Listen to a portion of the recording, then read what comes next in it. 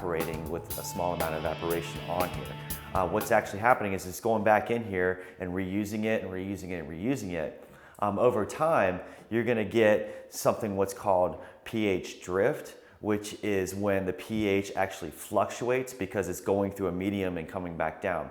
Now, a lot of times it'll stabilize, but sometimes it'll drift off. Same thing with your parts per million. Your parts per million will drift off from what it originally was when you first mixed it because it's going through a medium and a bunch of chemical reactions are changing and things like that. So therefore, you always have to check your reservoir to make sure that your pH is right on target.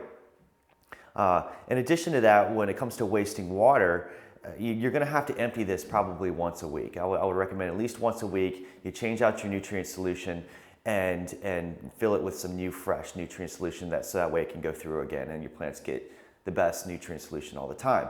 But the thing is that you're going to waste all that water and dump it somewhere. I recommend dumping it into your garden if you have an outdoor garden. This way they can utilize the nutrients that are already in there too. So that way you just don't dump it down the drain.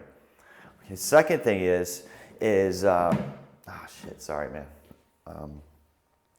so the second thing is, my hair keeps on fucking.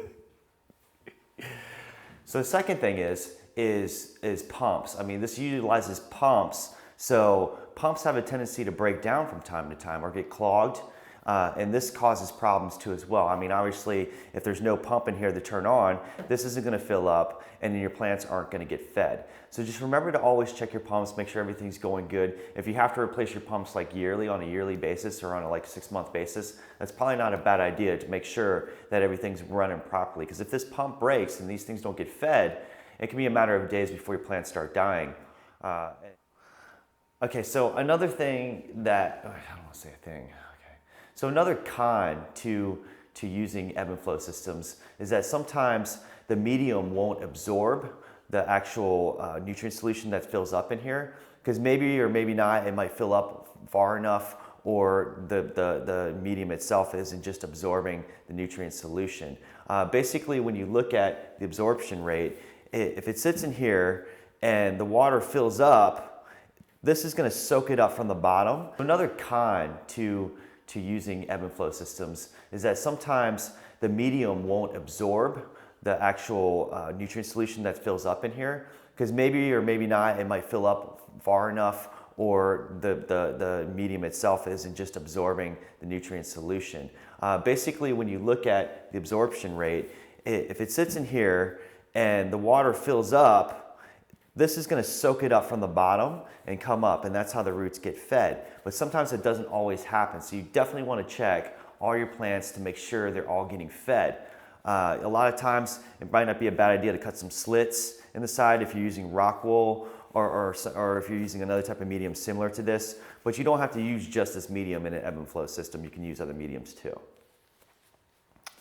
And lastly, cleaning this thing. So a lot of times it's very hard to clean. I mean, you want to make sure you clean after every cycle to make sure it's nice and sterilized and ready to use again for the next cycle. With an ebb and flow system, as opposed to maybe a top feed system or an aeroponic system, I mean, the water fills up in here and then algae and sludge starts growing on the end right here. And so you're going to want to clean this with some kind of solution. Now, I wouldn't recommend using just your regular household cleaners. It's not good to just clean with that. They do make more organic friendly, eco-friendly type cleaners that you can use to clean this off with, which would be better for the plants anyhow. So that ends our chapter with identifying pros and cons of an ebb and flow system.